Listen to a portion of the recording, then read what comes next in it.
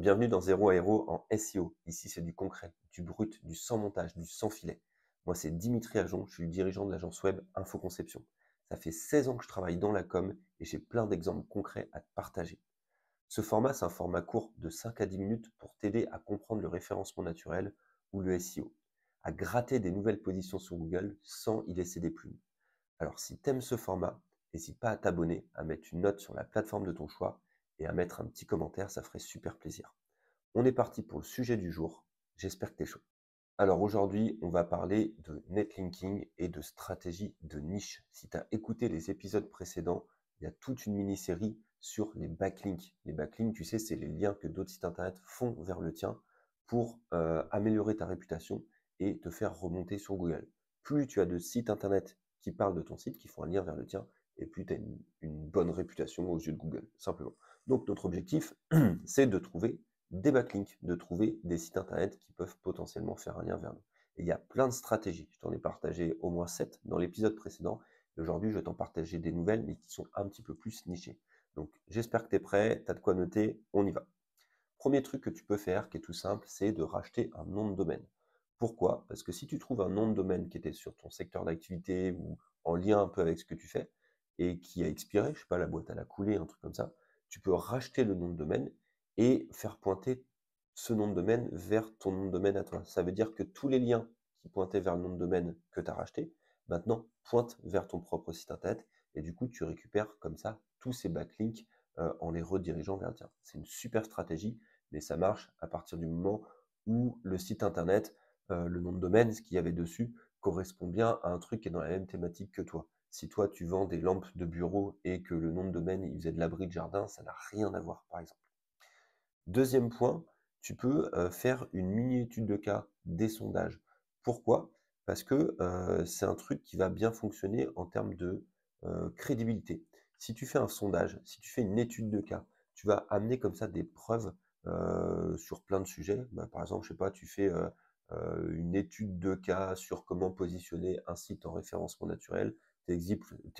Tu expliques pardon, l'avant, l'après. Tu crées du contenu comme ça et du coup, naturellement, on va créer des liens vers ton étude de cas parce qu'elle sera hyper spécifique, hyper cohérente et hyper pertinente.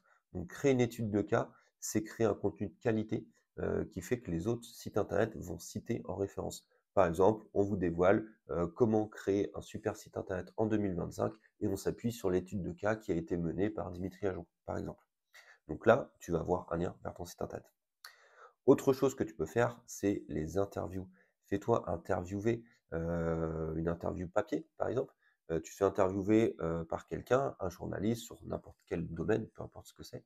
Et du coup, le journaliste, du coup, va parler de toi, va te citer, va citer ton entreprise et va créer un lien vers ton site internet, de ton site perso ou vers le site de ton agence, de ta société. Se faire interviewer, c'est un très bon point pour obtenir des backlinks facilement et surtout que les backlinks sont souvent de bonne qualité puisque l'interview sera postée sur un site de médias, de presse, logiquement.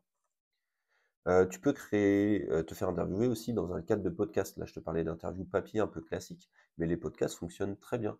Typiquement, quand je reçois un invité sur le podcast Zéro Héros en SEO et que je fais une description de l'invité, de l'épisode, je vais citer l'invité, je vais citer peut-être son entreprise et du coup, je vais faire un lien vers son site ou perso ou celui de sa boîte. Donc, de la même manière, l'invité va obtenir un backlink naturellement puisque je l'ai cité comme invité de podcast. Donc si tu te fais inviter dans des podcasts, potentiellement tu peux choper du backlink et ça c'est super intéressant parce que généralement les podcasts dans lesquels tu participes, c'est des podcasts qui sont en lien avec ton activité, donc c'est top. Tu peux aussi utiliser beaucoup les fiches entreprises. Il n'y a pas assez de personnes qui font ça, mais si tu as une société, tu as souvent une localité, tu as peut-être des bureaux, un magasin, une agence, un truc comme ça, et ben va faire le tour des sites de mairie, des sites des associations locales et fais-toi référencer.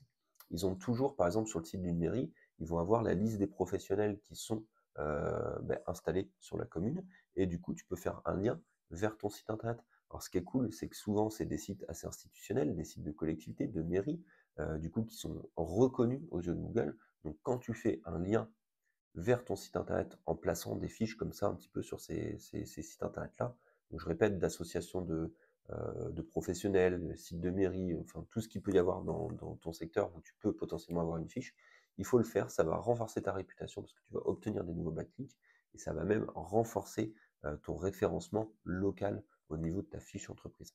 Donc ça, super stratégie. Après, tu peux aussi organiser des concours auprès de blogueurs. C'est hyper niché. Par exemple, je sais pas, tu es dans le tourisme, tu peux faire gagner un voyage en organisant un concours. Et pour participer, eh ben, les blogueurs, ils doivent faire un article sur le pays en question et te citer comme référence dans le lien de l'article. Voilà, ça c'est un truc que tu peux organiser, donc c'est hyper niché, ça dépend de ton secteur d'activité, de ce que tu peux faire gagner. Mais des concours comme ça, avec des blogueurs, donc ceux qui ont des sites internet sur un sujet précis, tu peux organiser ça et récupérer comme ça beaucoup de backlinks parce que tout le monde va participer, tout le monde va créer du contenu avec un lien, et du coup ça va te permettre d'améliorer ta réputation. Voilà, tu peux également, et ça c'est la dernière stratégie de niche, tu peux également compléter des articles avec ton expertise.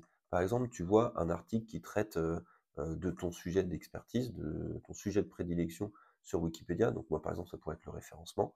Je vois un article sur Wikipédia, je me rends compte que l'article, il manque des infos qui sont importantes, par exemple des nouveaux facteurs en 2025, les nouveaux sujets, etc.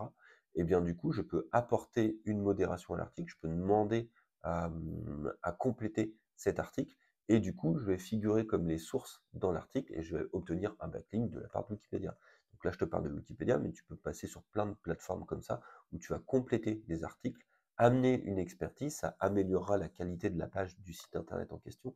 Et en échange, tu vas demander à avoir un lien vers ton site internet. Donc tu as à la fois un lien vers ton site et surtout un lien avec une pertinence, un article de qualité puisque tu l'as retravaillé qui pointe vers toi et ça c'est vraiment du gagnant.